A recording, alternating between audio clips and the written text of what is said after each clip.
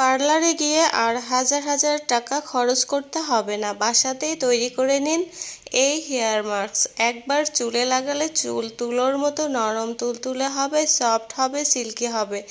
এমনকি চুলের গোড়া মজবুত হবে। যাদের চুল অকালে পেকে যাচ্ছে, চুল এত পরিমাণ ঘন হবে, কালো হবে, আর যাদের চুল একেবারে খসখসে, চুল ড্যামেজ হয়ে গেছে, সেই ড্যামেজ চুলকে রিপেয়ার করতে সাহায্য করবে। এই হেয়ার মাস্কটি তৈরি করতে তেমন কোনো খরচ হবে না, মাত্র 5 থেকে 10 টাকা খরচ করে আপনি এই হেয়ার মাস্কটি তৈরি করতে পারবেন। এবং সপ্তাহে অন্তত 2 বার যদি চুলে লাগান, আপনার চুল থেকে কেউ চোখ সরাতে পারবে না। চুল এতটাই সফট এবং সিল্কি হবে।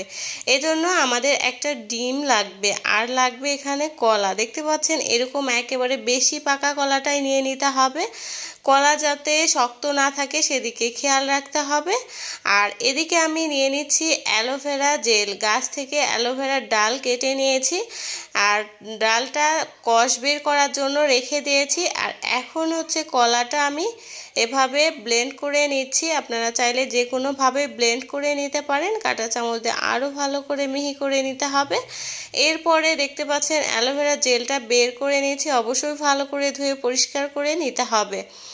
আর আপনারা যারা চুলের সমস্যায় ভুগছেন, এই প্যাকটি যদি ব্যবহার করেন, সব ধরনের সমস্যায় মুক্তি পেয়ে যাবেন আপনারা। অ্যালোভেরা জেল এবং কলা আমি দিয়ে দিয়েছি, দেখতে পাচ্ছেন। এভাবে করে দুইটা উপাদান ভালো করে একবারে ফেটিয়ে নিতে হবে।